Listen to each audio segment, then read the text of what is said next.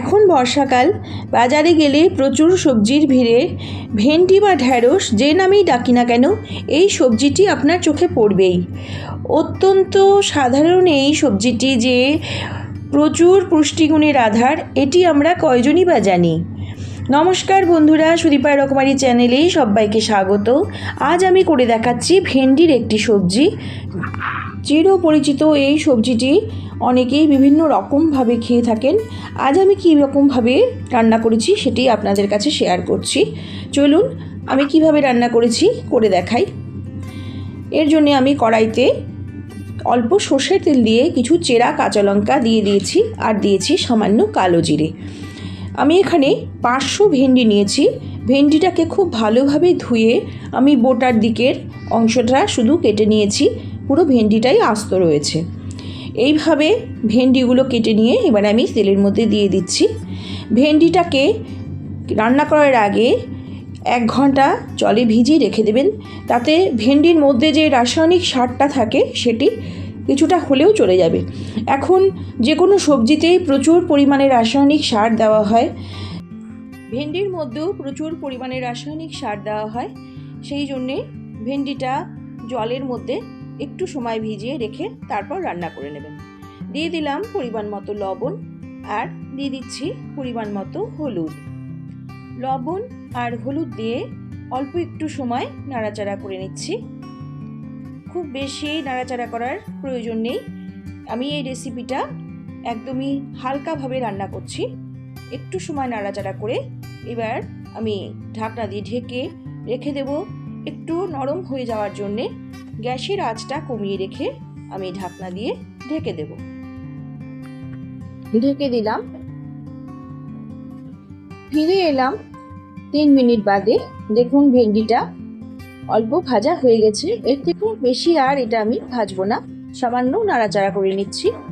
সম্পূর্ণ বিনা মশলায় অল্প তেলে এই ভেন্ডির রেসিপিটা আমি করছি।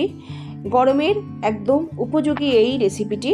আপনারা দেখতে থাকুন আমি কিভাবে করি। খুব সহজে আর খুব তাড়াতাড়ি এই রেসিপিটি হয়ে যায়। এর মধ্যে আমি এবারে দিয়ে দিচ্ছি গরম করে রাখা 250 দুধ। দুধটা দিয়ে এবার একটু সময় আমি নাড়াচাড়া করে নিচ্ছি।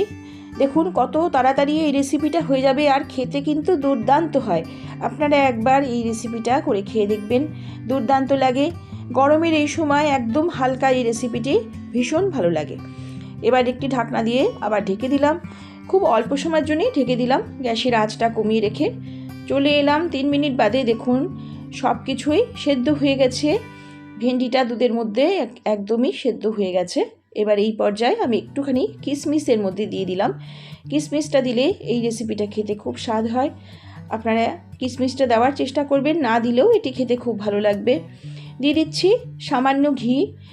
রেসিপিটা আমার সম্পূর্ণ তৈরি হয়ে গেছে। দেখুন কত তাড়াতাড়ি হয়ে গেল। ভেন্ডির পুষ্টিগুণ বজায় রেখে এইভাবে রেসিপিটা একবার করে খেয়ে দেখবেন, দুর্দান্ত লাগবে। আমার রেসিপিটা সম্পূর্ণ রেডি। আমি গ্যাস অফ করে এবার সার্ভ করে নিচ্ছি। দেখুন দুর্দান্ত দেখতে হয়েছে, খেতেও দুর্দান্ত। দুধ দিয়ে ভেন্ডির এইরকম রেসিপি আপনারা কারা খেয়েছেন আমাকে কমেন্টের মাধ্যমে জানিয়ে যাবেন। খুব সহজে আর তাড়াতাড়ি হয়ে গেল। ভেন্ডির মধ্যে কিন্তু রয়েছে প্রচুর পুষ্টিগুণ। ভেন্ডিতে রয়েছে প্রচুর পরিমাণে ভিটামিন, ক্যালসিয়াম, ফাইবার ও অ্যান্টিঅক্সিডেন্ট। ভেন্ডিতে থাকা উপকারী ফাইবার রক্তে চিনির মাত্রা বাড়তে দেয় না, ফলে ইনসুলিনের কার্যকারিতা বাড়ায়। সেই জন্য এটি ডায়াবেটিস রোগীদের পক্ষে ভীষণ উপকারী। এছাড়া এটি হার্ট, চুল, ত্বক সব কিছুর জন্যেই ভীষণ উপকারী একটি সবজি। আমার এই দুধ ভেন্ডি রেসিপির সাথে এতক্ষণ ধরে যেসব বন্ধুরা জুড়ে রয়েছেন তাদের জন্য জানাই অসংখ্য অসংখ্য ধন্যবাদ। সবাই ভালো থাকবেন, সুস্থ থাকবেন।